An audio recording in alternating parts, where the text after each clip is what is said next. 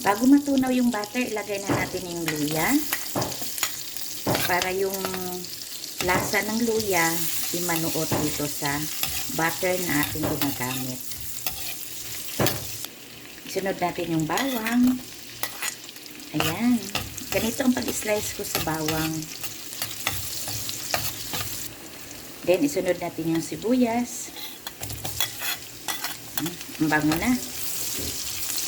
Yan. Ito na yung mga ingredients natin. Mabango na siya. Naaamoy ko na. Ito naman yung ating mga hinimay-himay.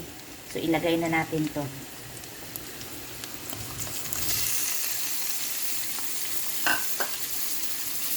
Halo-haloin natin to. Igisa natin mabuti siya. O, diba? Hindi lang sinabawan ang pwedeng gagawin natin dito. Marami pa. Amoy na natin. Mag-add tayo ng konting soy sauce. Konti lang. Mag-add din tayo konting oyster para mas yummy. Halo-haloin natin.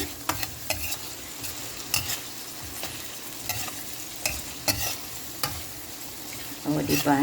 Ang yummy na at ang bango pa. Hindi pa ito tapos. Meron pa tayong ilalagay nito. Tsaka tayo mag-add mamaya ng konting water.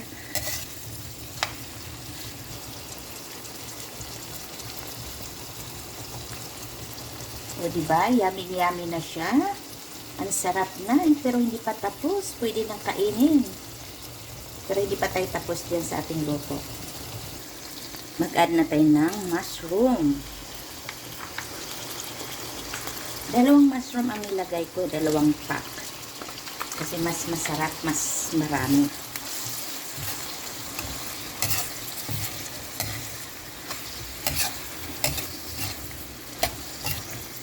O, diba? Hindi pa tayo tapos niyan. Meron pa itong kasunod. Yan.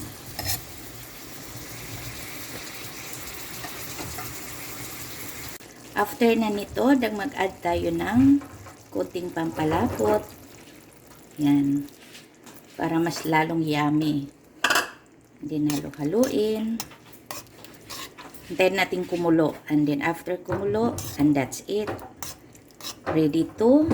O, diba? Ang yummy-yummy na niya.